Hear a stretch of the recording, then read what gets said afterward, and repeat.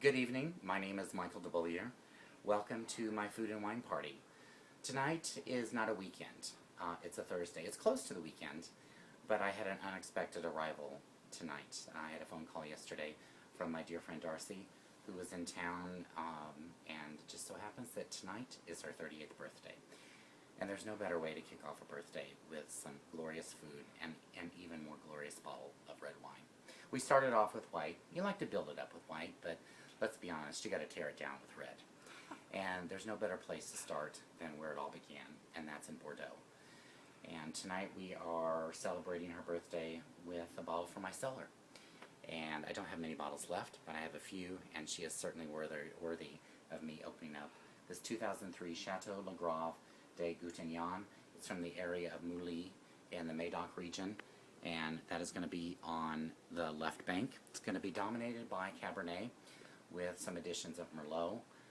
Not to get too wine geeky or terroirish on you, but it's grown on vineyards, and the soil is going to be composed of a lot of gravel, a lot of rock, so it's going to impart some of that mineral, earthy quality to the wine, which has actually been a bit subdued because it's cellared for a long time. It's from the great 2003 vintage, which was an exceptionally warm year in Bordeaux.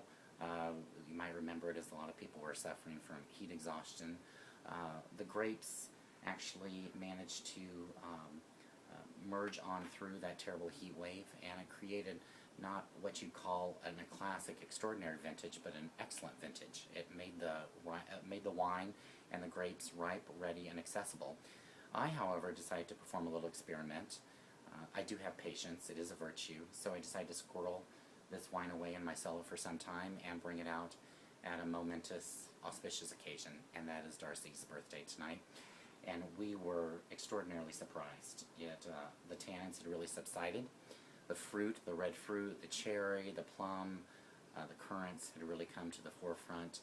It was a really smooth, elegant wine. It's not a wine that you can drink. Bordeaux is not a wine that you can drink straight away. It's not like a California wine or Aussie Shiraz, although I love those wines. I love those areas. But these are wines that need to take time to ruminate and to think and to come out at a later time. We had these with dinner tonight. We had an Italian dinner with shells stuffed with ricotta and cheese. And we didn't drink all the wine with dinner. We actually managed to savor some few drops for us before we contemplate our next move. And there's a regret on my part that I didn't purchase more bottles.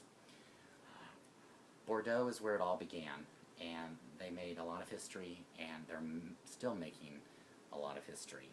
And if you have not yet to encounter this beautiful area, start off with maybe a Bordeaux Superior, which is usually a wine that you can find 2009, 2010, even some of the 2011s are being released. It'll give you a clue as to what they're all about. Most of those wines are dominated by Merlot, some Cab Franc. Like I said, this one from Médoc is going to be dominated by Cabernet. And it's only fitting of me if I actually turn the camera on my friend Darcie, who is celebrating her birthday tonight. She's 30-something, and she's beautiful, gorgeous. She's visiting me from San Francisco, and we've been friends for a long time. We're going to be friends for probably the rest of our lives, and we share a passion for wine. And thanks, Michael. Absolutely. Thank you for letting me help you celebrate your birthday. That was wonderful. Food was great. Wine was lovely. And the evening, there's still plenty left of it. There definitely is. All right. Cheers. Cheers.